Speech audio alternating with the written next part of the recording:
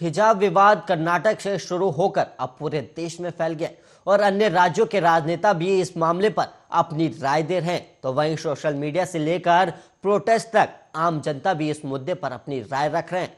और इसी क्रम में अब बिहार के मुख्यमंत्री नीतीश कुमार ने भी हिजाब विवाद पर अपनी प्रतिक्रिया दी है। उन्होंने हिजाब पर मचे बवाल पर कहा कि ये सब बेकार की बात है और उस पर बोलने का कोई औचित्य सामने नहीं आया है। और इस मामले को लेकर लोग कोर्ट गए। यहाँ के स्कूलों में सभी स्कूली बच्चे एक ही तरह के ड्रेस पहनते हैं और उन्होंने ये भी कहा कि हम लोग तो काम करने में लगे हुए हैं और हर धर्म के लोगों के लिए काम करते हैं और सबकी इज्जत करते हैं। कुछ लोगों का अपना अपना तरीका है तो हम लोग उसमें इंटरफेयर नहीं करते।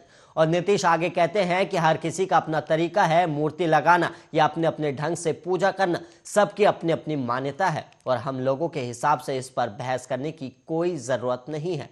और हिजाब विवाद मामले की कर्नाटक हाईकोर्ट में सुनवाई होगी। और वहीं आपको बता दें कि कर्नाटक हाईकोर्ट ने सुनवाई करते हुए गुरुवार को आदेश दिया था कि अंतिम आदेश तक छात्रों के लिए किसी भी धार्मिक प्रतीक की अनुमति स्कूल कॉलेजों में नहीं है।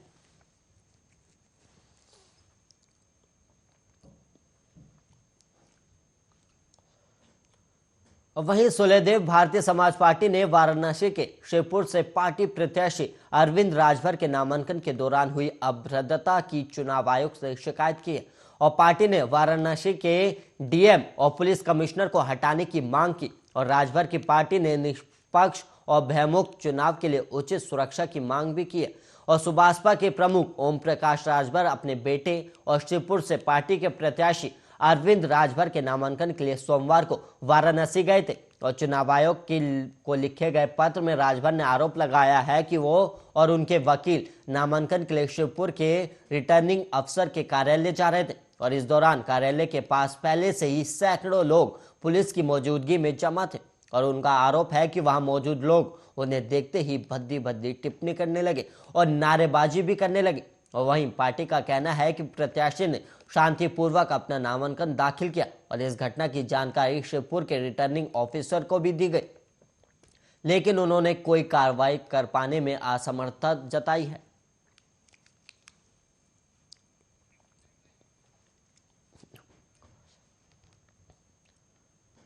देश में ओमिक्रॉन के मामले हजारों की संख्या में देखने को मिले और वहीं बीते दिन बीएमसी ने जानकारी देते हुए बताया कि मुंबई में जीनोम सीक्वेंसिंग के नए मामलों में जांचे गए सैंपलों में से करीब 95% सैंपल ओमिक्रॉन से संक्रमित पाए गए हैं। और बीएमसी ने बताया कि कुल 190 सैंपल में से करीब 180 यानी कि 94.74% मामले ओमिक्रॉन के पाए गए। और वहीं इन मामलों में डेल्टा वेरिएंट के 3 मामले और 6 दूसरे प्रकार के स्ट्रेन से संक्रमित पाए गए हैं। और बीएमसी ने यह भी बताया कि मुंबई के 190 मरीजों में से 23 की मौत हो चुकी है, जिनमें से 21 ओमिक्रॉन वेरिएंट से संक्रमित थे। और बीएमसी के मुताबिक जीनोम सीक्वेंसिंग के 9वें दौर में 283 नमूनों की जांच हुई थी, जिसमें से 190 सैंपल महाराष्ट्र के मुंबई समेत अन्य हिस्सों में से थे।